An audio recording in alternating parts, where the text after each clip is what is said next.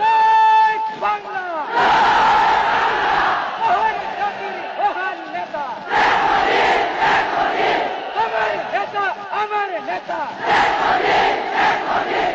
বিজয়ের এই মাসে আমাদের মহান নেতা জাতির পিতা বঙ্গবন্ধু শেখ মুজিবুর রহমানকে স্মরণ করে তাঁর অসমাপ্ত আত্মজীবনী পড়া শুরু করছি।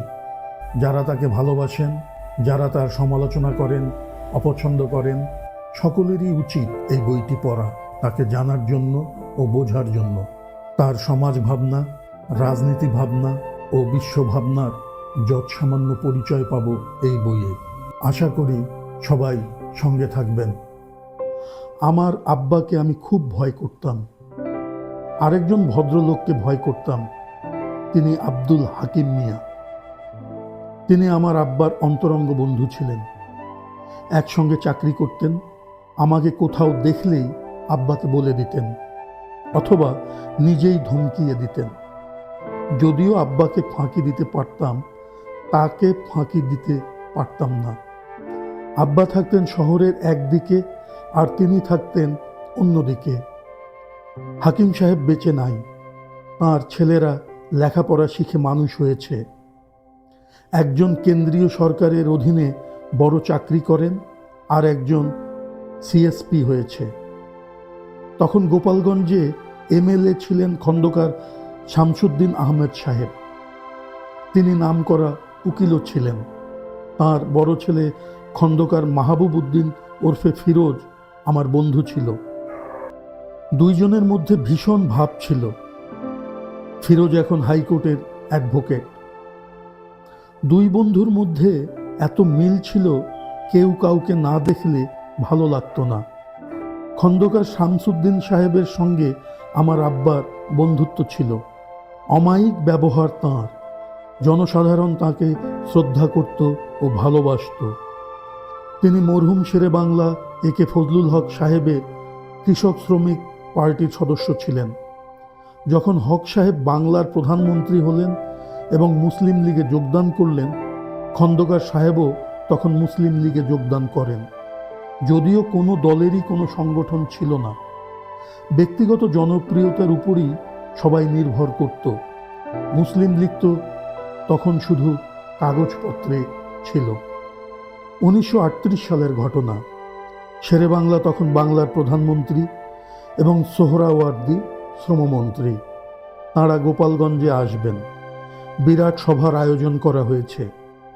এক্সিবিশন হবে, ঠিক হয়েছে।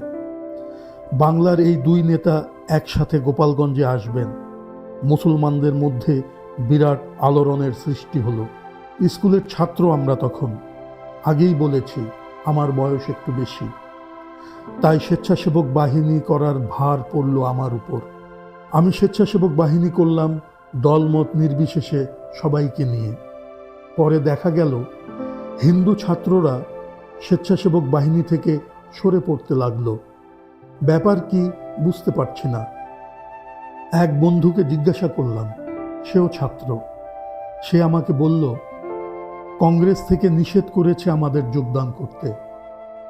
যাতে বিরূপ সম্বর্ধনা হয় তারও চেষ্টা করা হবে।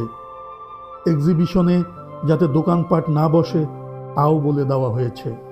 তখনকার দিনে শতকরা 80টি দোকান হিন্দুদের ছিল। আমি এই খবর শুনে আশ্চর্য হলাম। কারণ আমার কাছে তখন হিন্দু মুসলমান বলে কোনো জিনিস ছিল না। হিন্দু ছেলেদের সাথে আমার খুব বন্ধুত্ব ছিল। একসাথে গান বাজনা, খেলাধুলা, বেড়ানো সবই চলত। আমাদের নেতারা বললেন, হক সাহেব মুসলিম লীগের সাথে মন্ত্রিসভা গঠন করেছেন বলে হিন্দুরা ক্ষেপে গিয়েছে। এতে আমার মনে বেশ একটা রেখাপাত করল। হক সাহেব ও শহীদ সাহেবকে সম্বর্ধনা দেওয়া হবে।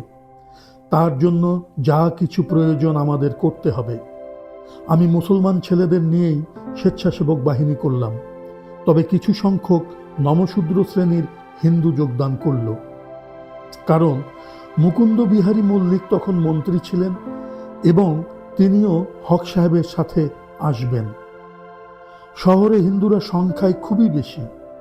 গ্রাম থেকে যথেষ্ট লোক এলো, বিশেষ করে নানা রকম অস্ত্র নিয়ে।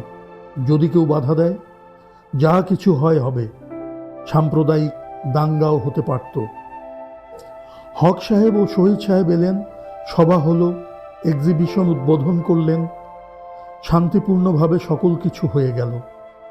হক সাহেব পাবলিক হল দেখতে গেলেন, আর শহীদ সাহেব গেলেন মিশন স্কুল দেখতে। আমি মিশন স্কুলের ছাত্র, তাই তাকে সম্বর্ধনা দিলাম। তিনি স্কুল পরিদর্শন করে হাঁটতে হাঁটতে লঞ্চের দিকে চললেন। আমিও সাথে সাথে চললাম। তিনি ভাঙা ভাঙা বাংলায় আমাকে কিছু জিজ্ঞাসা করছিলেন, আর আমি উত্তর দিচ্ছিলাম। আমার দিকে চেয়ে জিজ্ঞেস করলেন আমার নাম এবং বাড়ি কোথায়। একজন সরকারি কর্মচারী আমার বংশের কথা বলে আমাকে পরিচয় করিয়ে দিলেন।